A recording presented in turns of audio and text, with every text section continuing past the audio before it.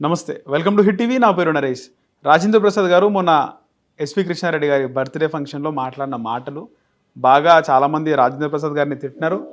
కొద్దిమంది రాజేంద్ర ప్రసాద్ గారు కూతురు చనిపోయిన బాధలో ఉన్నారు, ఆయన సరిగ్గా మాట్లాడట్లేదు ఈ విధంగా అని కొంతమంది మాట్లాడారు. అయితే రాజేంద్ర ప్రసాద్ గారు నిజంగా ఆలీకి కానీ లేదా రోజాకి లైఫ్ ఇచ్చింది రాజేంద్ర ప్రసాద్ గారైనా తెలుసుకుందాము. ప్రముఖ నిర్మాత తిరుపతినేని చిట్టి గారు రాజేంద్ర ప్రసాద్ గారి 40 ఏళ్ల కిందట ఆయనతో సినిమాలు తీశారు. ఆయన మనతో పాటు ఉన్నారు, ఆయనతో మాట్లాడదాం. సార్ నమస్తే. సార్ నమస్తే సార్. రాజేంద్ర ప్రసాద్ గారు మొన్న మాట్లాడిన మాటలపై మీరు కూడా మాట్లాడినారు, కానీ ఇండస్ట్రీలో వీళ్ళందరికీ ఛాన్స్ ఇచ్చింది, లైఫ్ ఇచ్చింది రాజేంద్ర ప్రసాద్ గారేనా? ఛాన్స్ ఇచ్చారు, లైఫ్ ఇచ్చారు అనే పాయింట్ కన్నా వాళ్ళ మధ్య 40 ఏళ్ళ జర్నీ ఉంది. వాళ్ళ మధ్య 40 ఏళ్ళ జర్నీ. నేను 86లో ప్రేమించుడు తీసినప్పుడు రాజేంద్ర ప్రసాద్ హీరో, అప్పటికి రోజా హీరోయిన్ కాదు. అప్పటికి ఆలి మీసాలు కూడా ఇంకా రాని మొలవని పిల్లాడుగా ఆ సినిమాలో వేషం వేశాడు. మంచి కామెడీ వేషం. రాజేంద్ర ప్రసాద్ తోటి కాంబినేషను, సత్యనారాయణ తోటి కాంబినేషన్లో బాగా చేశాడు. అప్పటి నుంచి వాడు చిన్నపిల్లాడు, రే అని అనుకుంటాము, ఎవరైనా కొడక చిన్నప్పటి నుంచి మామూలుగా వాడు అలవాటు. ఆ 40 ఏళ్ళ జర్నీ అది. ఒక రోజు కాదు, 2 రోజులు కాదు, 40 ఏళ్ళ జర్నీ అది. అలాగే రోజాకి నేను సౌందర్యాన్ని బుక్ చేయడానికి ముందు నేను రోజాని అనుకుంది. రోజాని తీసి వాళ్ళ నాన్న రెడ్డి గారితో ఆంధ్ర క్లబ్లో మాట్లాడి అడ్వాన్స్ కూడా ఇవ్వడం జరిగింది. కానీ ఆ అమ్మాయి ఏదో చిన్న వేషాల్లో ఏదో ఇంకో దాంట్లో ఏదో వేసింది అనుకుని సెలెక్ట్ చేసి పెట్టి ఈ లోపల సౌందర్యం దొరికింది నాకు, అది వదిలేసి సౌందర్యం చేశాను. ఆ తర్వాత ఆ అమ్మాయిని ప్రమోట్ చేసి తన పక్కన హీరోయిన్గా అంగీకరించి ప్రమోట్ చేసినవాడు రాజేంద్ర ప్రసాద్. అది వాస్తవం. తర్వాత అమ్మాయి చాలా ఆ రోజుల్లో ఏంటంటే రాజేంద్ర ప్రసాద్, చంద్రమోహన్ వీళ్ళిద్దరు కూడా ఎవరు కొత్త హీరోయిన్లు రావాలన్నా వాళ్ళ ఫస్ట్ స్టార్టింగ్ వాళ్ళతో ఉండేది. వాళ్ళతో స్టార్టింగ్ బిగినింగే పెద్ద హీరోయిన్ దగ్గరికి వెళ్ళేవాళ్ళు కదా. ఎవరైనా సరే ఫస్ట్ రాజేంద్ర ప్రసాద్, చంద్రమోహన్ లేదా రాజేంద్ర ప్రసాద్ వీళ్ళతోటి స్టార్ట్ అయ్యేది వాళ్ళ జర్నీ. వీళ్ళతో సినిమా తీసేవారు, వీళ్ళతోటి ప్రొడ్యూసర్స్. ఎందుకంటే కొత్త హీరోయిన్ అంటే వీళ్ళు అంగీకరించేవాళ్ళు, వీళ్ళు యాక్సెప్ట్ చేసేవాళ్ళు. పెద్ద హీరోయిన్లు వీళ్ళతో చేసేవాళ్ళు కాదు.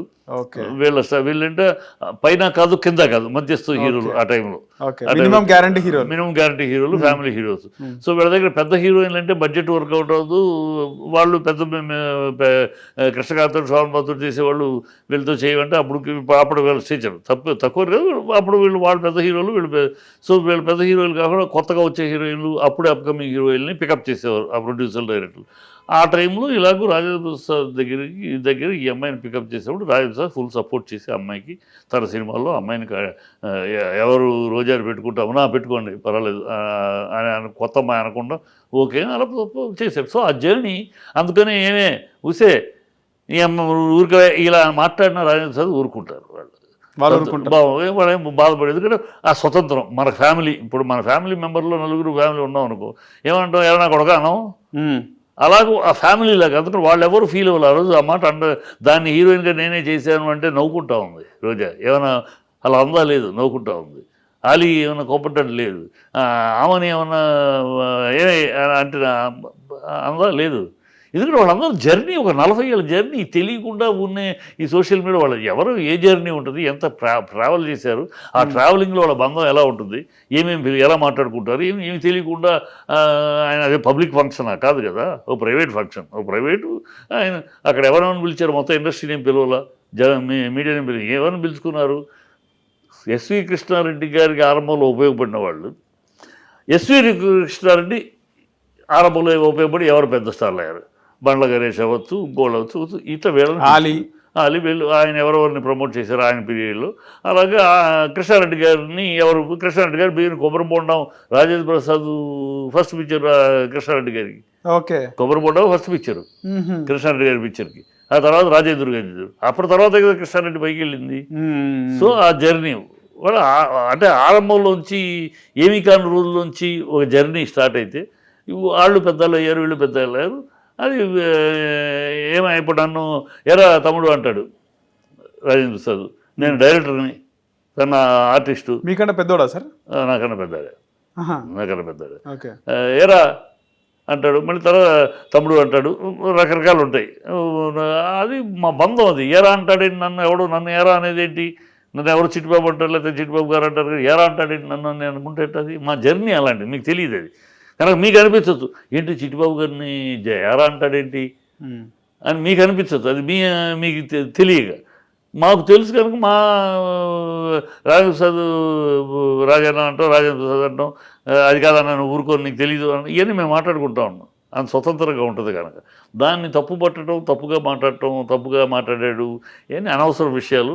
అది మా పర్సనల్ విషయాల్లో మా పర్సనల్ జర్నీ ఏంటో తెలియకుండా ఒక్కొక్కళ్ళ జర్నీ ఏంటి, ఒక్కొక్కళ్ళు ఆమె కవిత సరే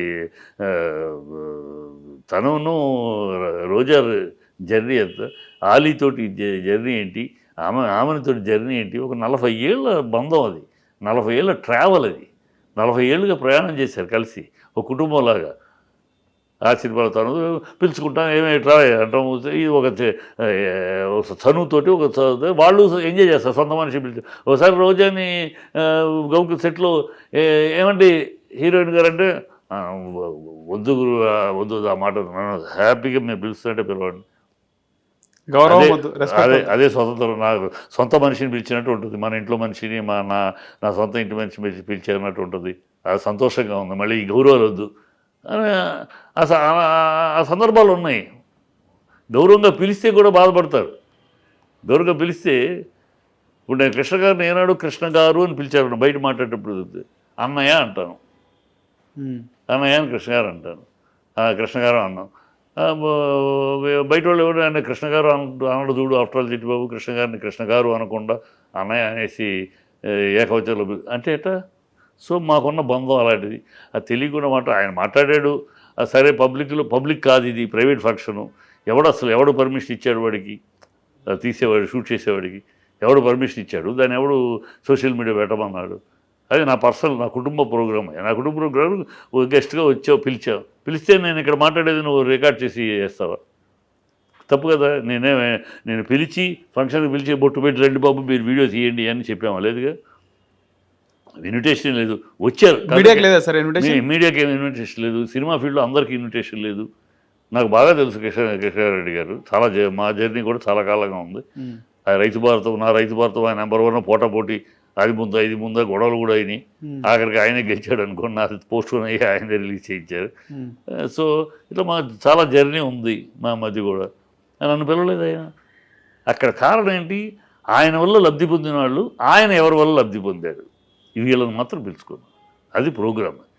దానికి వాళ్ళు మా తను మీద మాట్లాడుకున్నాం. దాన్ని అనవసరంగా ఎందుకు వచ్చింది రోజా, అంత బిజీ షెడ్యూల్లో కూడా ఎందుకు వచ్చింది రోజా, కృష్ణారెడ్డి గారి దీనికి కనుక వచ్చింది. వాళ్ళతో ఉన్న ట్రావెల్ చేసిన ఆ బంధంతో వచ్చింది కదా. అది తెలుసుకోవాలి, తెలుసుకోవడం మాట్లాడదు. అసలు మాట్లాడాడు సంస్కారం భాష, ఆ మాట అనొచ్చా, ఆ మాట అనొచ్చా, కత్తికిలేని దూరద కందకలేని దూరద కత్తిపేటకు ఎందుకని అనిపించుకుని అలా పిలిపించుకుని వాళ్ళు ఎవరు సంతోషంగా నవ్వుతూ మళ్ళీ తర్వాత కూడా మీటింగ్ అయిపోయిన స్టేజ్ మీదకి వచ్చి అంత హంగామా చేసుకున్నారు. మధ్యలో రోజా అలిగి వెళ్ళిపోయింది, అవి ఏ పిచ్చి మాటలు క్రియేషన్. ఆ రోజు చూస్తే మీ వీడియో చూస్తే దాన్ని నేనే హీరోయిన్ చేశాను అని అంటే నవ్వుకుంటుంది హ్యాపీగా. మరి అది అబద్ధం అయితేనో దాన్ని అని అంటే కోపం వస్తే అప్పుడే అలా చూడాలి కదా. నవ్వుకుంది, పగలబడి నవ్వుకుంది, అది వాస్తవం కనుక మా అందరికి తెలుసు కనుక. కానీ అందరి ముందు ఆ విధంగా అంటారని చెప్పి ఎందుకు ప్రైవేట్ ఫంక్షన్ అయ్యా, ప్రైవేట్ ఫంక్షన్లో మేము ఏమైనా ఎలాగైనా పిలుచుకుంటాం, మీకేం సంబంధం అని. పబ్లిక్ ఫంక్షన్ కాదు కదా, పబ్లిక్ వేదిక కాదు, ఇది ప్రైవేట్ ఫంక్షన్. మా బర్త్డే ఫంక్షన్, ఏదో మా ఇంట్లో మాట్లాడుకునే మాట. మా ఇంట్లో నలుగురు వచ్చారు, ఏదో షూట్ చేసావు, మా ఇంటి వీడియో రికార్డింగ్ చేసుకున్నాం. దాంట్లో నువ్వేదో దాన్ని నువ్వు ఏదో క్లిక్ చేసి ఒకటి నువ్వు పెడితే నేను పిలిచాను. ఇప్పుడు ఆ సోషల్ మీడియా లీక్ చేశాడే, వాడిని పిలిచారు అడగండి, వాడిని పట్టుకుని నేను ఫంక్షన్ పిలిచారా, పట్టుకున్నారా? వాడు ఎక్కడే ఎవడో తెలియదు అసలు. సోషల్ మీడియాకి వచ్చి అక్కడ పేరు ఊరు ఉండదు కదా, పేరు ఉండదు, ఊరు ఉండదు, వాడు అంత ధైర్యం కూడా ఉండదు. అది అతివాదులు. ఈ సోషల్ మీడియా వచ్చినాక ఏమైపోయిందంటే 2 రకాల వర్గాలు తయారయ్యాయి, అతివాదులు, మితవాదులు. ఈ మితవాదులేమో సోషల్ మీడియాని చక్కగా గౌరవంగా వాడుతూ వాడు జ్ఞానాన్ని పెంచుకుంటూ జ్ఞానాన్ని పంచుకుంటూ చక్కగా ముందుకెళ్తున్నారు సోషల్ మీడియా. దానివల్ల అది ప్రయోజనం.